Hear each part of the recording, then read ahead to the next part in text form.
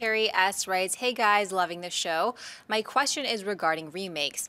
Does the director of the original gain anything financially or any recognition? I ask because with the Raid remake coming up.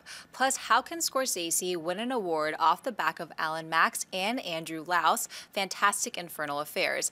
Is it me who thinks this is unfair? Thanks and bring on the filthy filth." No, trust me, if you watch, Infernal Affairs is my all-time favorite cop movie. Has been for 10 years. It's ever since I first saw it, still is. But and I love The Departed, and I believe it deserved to win the Academy Award for Best Picture. I loved it, and I believe Scorsese deserved Best Director, all that kind of stuff. And story beat-wise, script-wise, they're obviously very, very similar. One is based on the other, absolutely. But they are two different films. They really are. You've got two different settings and scenarios and tones and moods and different characters and all this kind of stuff. I've often contended sometimes that I believe writing an adapted screenplay is sometimes more difficult than writing an original. When you're writing an original screenplay, there are no boundaries. You can do literally whatever you want. There's no expectations you have to meet. Now, obviously, there's still lots of creative challenges in there. When you're writing an adapted screenplay, you've suddenly now got pressures on you that somebody writing an original screenplay does not have.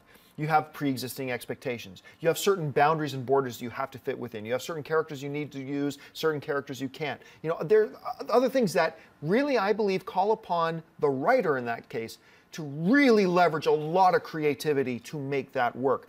I think the same is true of directors of remakes. They have to make their own film that's based on something else. And make no mistake about it, every director who directs a film, maybe they don't have an original film that they're doing a reboot of, but every director who directs every film pulls together a list of about 6 or 7 films that they look at as inspiration for their film, and they look at other directors and what they've done. Maybe it's not the same story like The Raid and the new Raid's going to be, or Infernal Affairs and The Departed, but they all draw inspiration from past work. That's what artists do. So no, I don't see any problem with Scorsese winning Best Director because he didn't do it on anybody's back at all. It was his film from a script and a screenplay based on original stuff, but it was his film uniquely. Anyway, how do you guys see it? Well, I think you nailed all that stuff, but the element in regards to the money and how the director of The Raid, by the way, I believe, I could be mistaken, but I thought he tweeted it out, that the reason he was able to make Raid 2 is because he was able to sell the remake rights. I think that was the case. That doesn't sound wrong. Yeah. Well, then that was worth it. That's what I mean. Oh my God. Yeah, the Raid 2 was so good. So sometimes they do benefit from it, but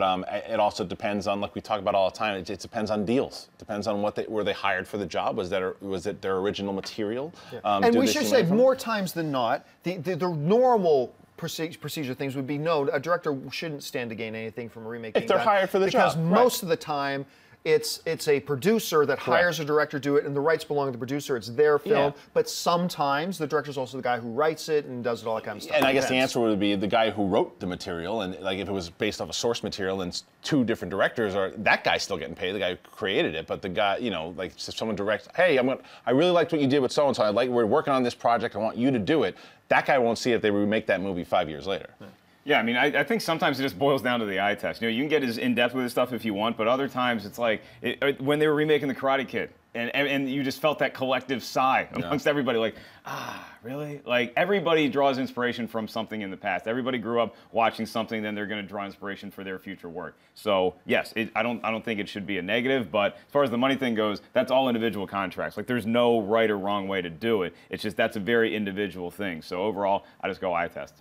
Hey everyone, if you liked this video, click that thumbs up button and make sure to subscribe to our AMC Movie News YouTube channel. It's free and helps you stay up to date with all the latest movie news, as well as our daily AMC movie talk show. Also, make sure that you follow us on Facebook and Twitter to stay up to date with all of our special promotions, contests, and prize giveaways.